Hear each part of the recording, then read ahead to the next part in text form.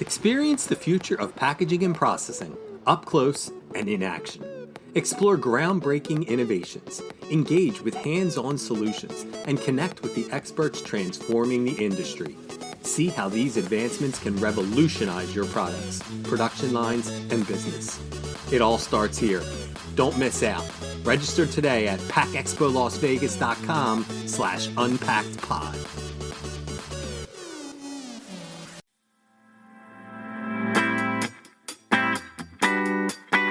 You're listening to Unpacked with PMMI, where we share the latest packaging and processing industry insights, research, and innovations to help you advance your business.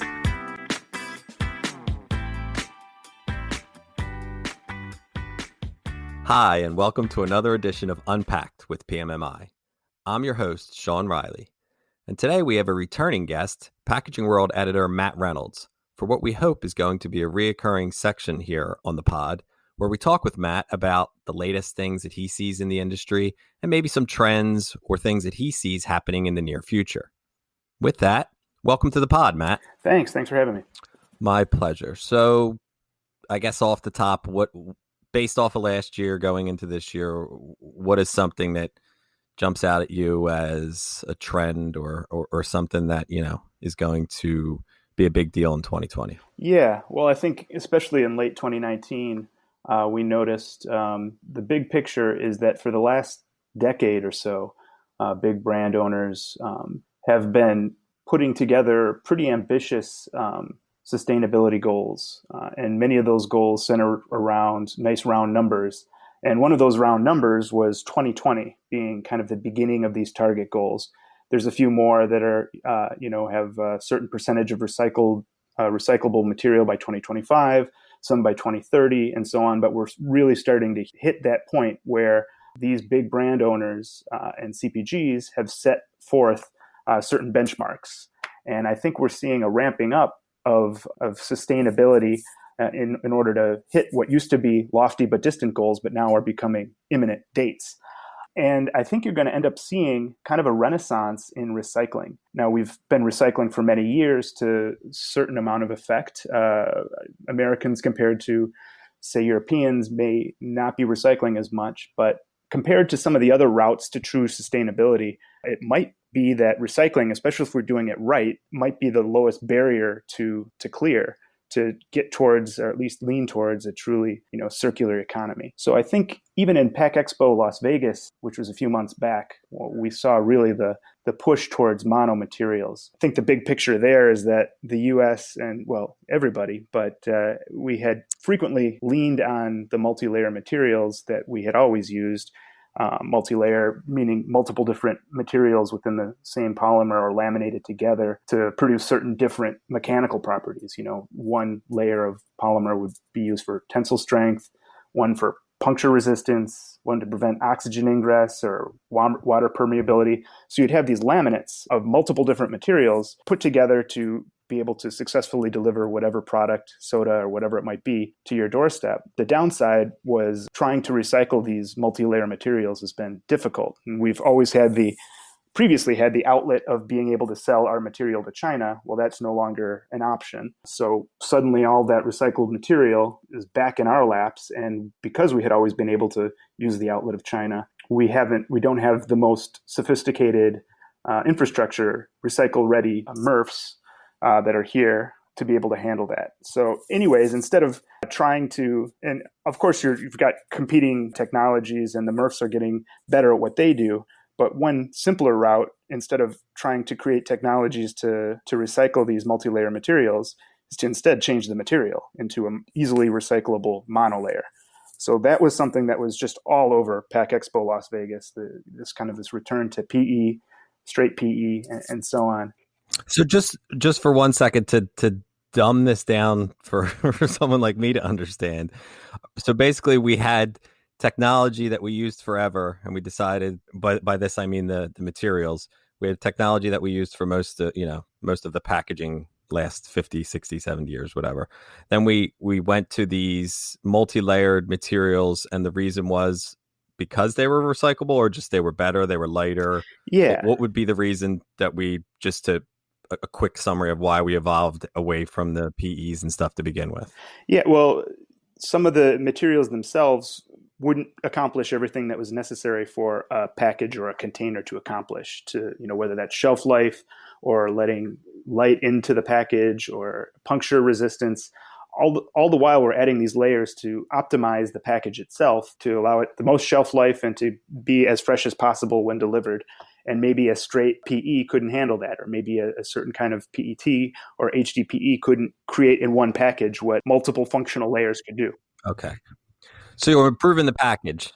Right. You're improving the package so it lasts longer. Maybe it looks better, yada, yada. Better shelf life. Right. Better shelf life, but it hindered its recyclability. So that could, I'm kind of playing devil's advocate, could kind of be well, that's why we weren't able to recycle this as well because of all these. Exactly. But we've always had that outlet of selling our recycled material to China. First of all, we don't have, it's a huge consumer push just to get people to recycle to begin with. And then, once you accomplish that, you have to have some outlet. There needs to be a push to get consumers to recycle and to be willing to recycle, but there needs to be a pull. There needs to be a market that's going to be accepting that recycled material for some purpose to create something. It's not all done through altruism, although we'd like to think it. There needs to be a market. And I think we're seeing that quite a bit now. I think one example that I have on my list here is HLP Clearfold. Recently, they do all sorts of like clam style and different types of containers, plastic containers, PET containers. They had traditionally gone to roughly, maybe 25 to 30% maximum recycled content. So you'd have 70% virgin PET accompanied with 30% recycled content. Because recycled, once it goes through a process or two, it doesn't have all the properties that we can instill in a virgin PET. But HLP Clearfold at Pack Expo Las Vegas, I believe it was debuted there, is now offering different containers that are in 100% rPET. So recycled PET, post-consumer polymers, post-consumer resins, PCRs. So what we're seeing there is if that's possible, then there's that pull, then there's a market for us to be recycling. So we should be pushing consumers to recycle. And then there's a market on the back end for those MRFs to clean up the material, to whether it's ground it down or get it down to whatever base polymer that needs to go. And then there's going to be a market for it to survive after. And, in an ideal world and down the road, that would happen in a circular fashion. You keep doing that over and over again. Yeah. So at the end of the day, it still has to be tied to money. There has to be there has to be like I said, it's not all altruism. There's right. But it's doable. I mean, you can create a market for this. And that's, I think, a really positive thing. I just think that the heat is dialed up right now, that we're moving towards these, what used to be distant dates, like benchmark dates, to get to whatever the goals might have been, 2020, 2025, 2030. Right. They're suddenly looking like they're right, in the near future. And I think the push towards recycling, is really ramping up in that respect. Okay. So from a cost standpoint, because again, we're still talking money at the end of the day, was there a barrier previously and is there one now in terms of using virgin versus recycled? Yeah, virgin is just much cheaper to make. So it's less expensive. And a lot of that goes back to infrastructure. Again, we had this outlet to be able to sell all of our polymer refuse to one market. That market suddenly closed, leaving us in the lurch with MRFs that are, well-meaning, but they just don't have the infrastructure ready to be able to handle this stuff. And, they're working in parallel with our industry to get there. But it's a matter of it's an expensive and time-consuming and laborious process compared to inexpensive virgin PET. So there is that cost component. But again, there's a certain threshold that eventually it'll be worthwhile, or the consumer will decide that it's worth it to pay an extra 5, 10, 15 cents per unit for fully recycled post-consumer content. We don't know. We haven't hit it yet. But all these things are toggle switches which move up and down and kind of balance the economy. It is, yeah, and it's kind of this is supposed to be a generation that's coming up that's more environmentally friendly and more concerned with the climate and stuff like that. So it is kind of a put your money where your mouth is type of situation where to do this, it's going to cost, like you said, it's 10 cents a product, but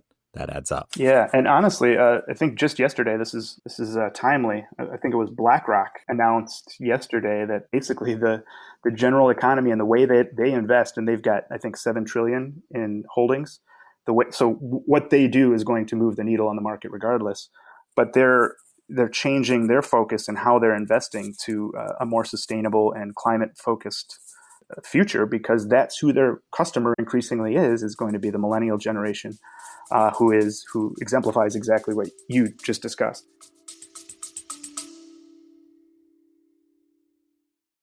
For the first time, PMMI members and Pack Expo exhibitors can gain a true insight into the competitive marketing landscape within the packaging and processing industries.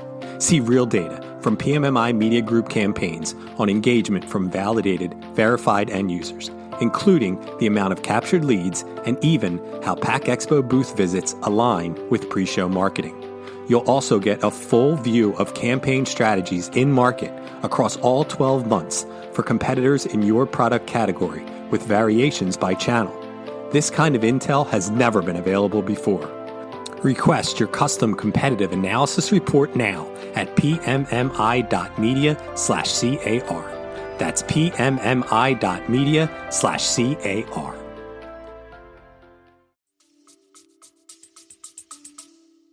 And they're going to notice that you're using cheaper virgin material over recycled material, to cut costs. But at this point, they're willing to make up that difference. That's interesting that someone, like you said, that can move the needle that big is involved. Okay, I got us a little bit off track, so let me it's my fault. I'll bring us back in. Oh, I was going to say that, speaking of moving the needle, I mean, that's actually a good segue to the first point I was going to talk about. So I think in June of this year, and officially rolled out in October, Colgate-Palmolive finally released or announced something they've been working on for years. And that's the first that we know of recyclable toothpaste tube. So we all know what we expect of a toothpaste tube. We expect it to be able to last for a long time, to arrive to us perfectly sealed condition, and barrier layers that function to give it a long shelf life, and a certain hand feel that we expect, and a certain rigidity to be able to stand up in our vanity behind the mirror. But in order to create all those things that we expect out of a toothpaste tube, we long had to use multi-layer materials. There was a foil that's usually an aluminum style foil that was in one of the laminates, HDPE for some of the more rigid structures, LDPE for, I believe, for the hand feel. But regardless, it was a multi-layer structure that couldn't be recycled. But recently, Colgate rolled out with this recyclable product that basically they nixed the foil entirely and created an HDPE and LDPE that's high density and low density polyethylene combination. That will chop down at a MRF, that'll be ground down to a granularity that is perfectly fine within the HDPE number 2 recycling stream. So that's a big step forward in terms of monomaterial and personal care products. Absolutely. Now, can that be used, again, dumbing it down a bit, that could be used for any sort, recycled into any other product, or will just strictly be to keep feeding the toothpaste and those type of materials? That's a good question. I don't know what the post-consumer market for HDPE looks like, and we'd have to ask them. I think some of that turns into durable products like carpet or other stuff that you wouldn't think. But I would assume, okay, and this is me speaking out of school here, but I would assume that it could go back into the same stream to create the same product again at minimum. But there's also all sorts of different channels it could go into. Many of which are durable. I mean, right down to building, swing sets for children that'll endure Chicago or Philadelphia weather systems, that kind of stuff. Okay. What else do we got out there? Let's see. Well, I mentioned Clearfold, and that's kind of that pull. How about OEMs? Going back a little further in the value chain, we're seeing OEMs are recognizing the need to be able to handle monomaterials. So while previous multi-layer materials had been optimized to be really easily handled by mechanical machines, or in this case nowadays servo machines, to be able to withstand tearing and stretching and so on, that goes just the amount of violence that occurs within these machines. Well, now going back to these monolayer materials, there needs to be a much more gentle handling, a much more flexible handling of flexible materials, particularly films, PE in this case. And we saw this again all over Pack Expo Las Vegas. And there was one in particular, a flow wrapper OEM, Cavana. So if they're handling flow wrappers or building flow wrappers, they're handling lots of film. And they recognized this kind of chain of starting with consumer pressure for recyclability, monomaterials. That initially puts pressure on two groups. It puts pressures on the food manufacturers or CPGs in general. Same thing for personal care, hygiene, that kind of stuff. but it also puts a lot of pressure on, major supermarket chains, retail, Walmart for sure, to come up with standards that their packaging is going to be, or a certain percentage of packaging is going to be recyclable. Well, if there's pressure on food manufacturers and the supermarket chains, that in turn puts pressure on the converters, the film producers. So that's Dow and Dow's customers, who are converters that are making these films, and so on. But all of that backs up to the fact that those films are going to have to be run on packaging machinery. So the OEMs themselves are hyper aware that the machines that they're building are going to have to be flexible and delicate handling, have flexibility and delicate handling capabilities to handle mono materials, when they previously had the luxury of running films that were optimized to be handled by machinery, among other things. Right. And it's interesting because as I'm sitting here thinking, a lifetime ago, I, worked for a magazine that was dealing strictly with packaging machinery. And I remember when this first became an issue or a topic, sustainability became a buzzword. And, let's say the Right. late 2000s, most OEMs looked at it as something that, it doesn't affect us yet or it's not going to affect us forever or for a while, because it's something that has to work its way to, down the supply chain or down the, from consumer to retailer to food manufacturer to converters to packaging machine manufacturer. There's a whole line it would have to hit. And it seems like, as you said, as we got to 2020 and now we're hitting these benchmark dates, it's now worked its way back to the very machines that this stuff is going to be running through. And there's got to be a ton of machines out there that are going to have to at some point be, I guess, retrofitted to be able to handle it, or new investment to buy new machinery. It's going to be a combination of both, but I mean, I could see this as being an opportunity for OEMs, sure, as brand owners, particularly co-packers and so on, are forced to deal with a new generation of material. And of course, there's also, you could even go down the rabbit hole of bioplastics and biodegradable materials. I wanted to kind of keep it to recycling here because that opens up a whole other can of worms. But I think the OEMs in general have kind of known this is coming. They haven't had their head in the sand by any stretch. It's just a matter of that pull market, and that wave of that pull market is finally hitting them, and OEMs are aware. So I don't know about retrofitting. Hopefully, it could be a boon to the market in terms of requiring new capital expenditures. But we'll see. Yeah, it would seem like the more obvious would be, more capital investment by the CPGs to, get equipment that can handle all this stuff so that would be obviously a boon market for the OEMs. I guess we don't want to go too long because we only know how long people can stay interested in recycling like you and I. So how about one more thing with this renaissance of recycling that you think's out there? Yeah, well, this is one. We talked about the different mono materials, 1, 2, 5, and so on the recycling number chain. One that has really been a pain in the neck to keep this G-rated pain in the neck for MRFs particularly, but for recycling in general has been polypropylene. And there's just a lot of polypropylene out there, especially for a company, let's say like Procter and Gamble. And that's not just in the packaging, it's in the products themselves. So even though maybe PE or PET might be a larger volume item for the package or the packaging material, when you consider the product itself, that's where PP, polypropylene, really gets its fingers into the mix. But recently, we spoke to Dr. John Lehman. He's head of corporate R&D material science at P&G, and they seem to think, and I believe them, that they have a way around recycling polypropylene that is just kind of kicking off now. The name of it, if I can find it, is, I believe, Pure Cycle. Yeah, Pure Cycle, one word, capital C. And basically, it was just the result of a long R&D effort at Procter and Gamble. But P&G knows that what they do isn't, resins material science. So, they put together a plan and found an investment company that they still have some sort of either controlling stake or partnership stake in, that would take this ball and run with it to create a company that would be able to recycle polypropylene. And as of right now, it sounds like it's fully subscribed for 20 years. So there's more than enough polypropylene to be recycled. I think they're looking to create another site in Europe at the moment. And uniquely about the process, and this is kind of science nerdy, but normally certain techniques in recycling, one is, I think it's called pyrolysis. I'm probably mispronouncing it, but that's basically taking the polymer down to its smallest unit.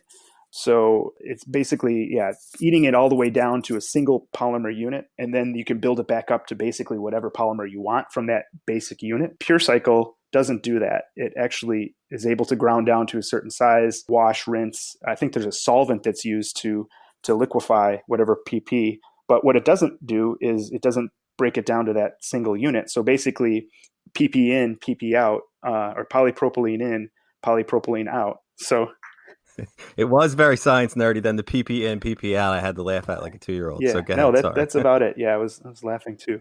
But I mean, those are just a few examples of kind of this push towards monomaterials, both the push and the pull of the market, and hopefully with recycled post-consumer content being increasingly a portion or increasing its piece of the pie in terms of recycled packaging material, that there'll be a pull there, and then consumer willingness to both A, recycle, and B, buy recycled material. So all these things are converging in what I would think or hope would be some sort of renaissance of recycling. To me, it also seems like the low-hanging fruit. It lets the companies say that they're being, again, I'm a little more jaded, that it allows them to say we're being sustainable. It look how environmental we're being. We're kicking up our recyclable game, even though this is technically something that everybody either thinks or thought was going on for the, past 10 years or what have you. Well, there's economic underpinnings to all of this, but that's the good news, is that there are economic underpinnings to have, because that means it can exist on its own without consistent governmental assistance or forced regulation or anything like that. It can be its own self-sustaining thing potentially.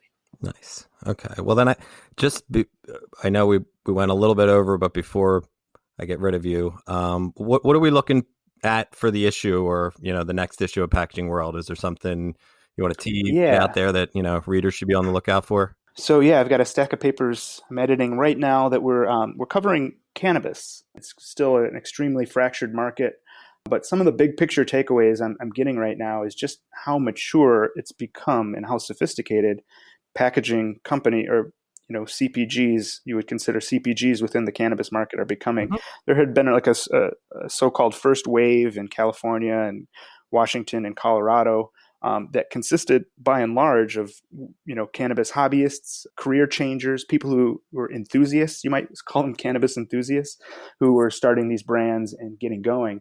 But now, as we see this second wave of states sweeping east, just on the first of this year, I'm here in Chicago, so Illinois legalized recreational cannabis. Michigan is there. Maryland is. Oh, good for you. Yeah, Massachusetts and Maryland and Michigan are on their way. We're seeing a very different approach to getting these different licenses, and that approach is very sophisticated. It takes a brand owner point of view, so things that might be witchcraft to a career changer or hobbyist, like supply chain and logistics and and last mile and all these sorts of things, that's second nature to somebody who's been in the the CPG consumer products industry for many years. And that's what we're seeing. These new brands that are popping up are going to be available with the maturity and infrastructure and depth of knowledge to be able to handle this like any other brand owner, as opposed to, like I said, for lack of a better word, a marijuana enthusiast. Yeah, and it's a loose analogy, but it's like the craft brew guy that was making beer in his basement, that eventually the Anheuser-Busch's of the world saw this stuff and realized that, we can do it in a more efficient way. And it's kind of that quick evolution from someone that was doing it as, like you said, a beer enthusiast to, being mass produced by someone like, Anheuser-Busch or InBev or something like that. It mirrors. It's I think a perfect mirror. It might be even faster, but we'll see. As the difference is, there's federal laws mandating alcohol, and sure, it's still extremely splintered. But I think before long, you'll see some sort of singular federal attitude that will allow a lot more freedom and scalability for the brand owner sized companies in cannabis. That's perfect. So with that, Matt, I want to really thank you for taking the time out of your day to do this with us. Awesome. Thank you for listening to Unpacked with PMMI. Be sure to join us next time for more packaging and processing industry insights. Yeah, it's been fun, and looking forward to the next one.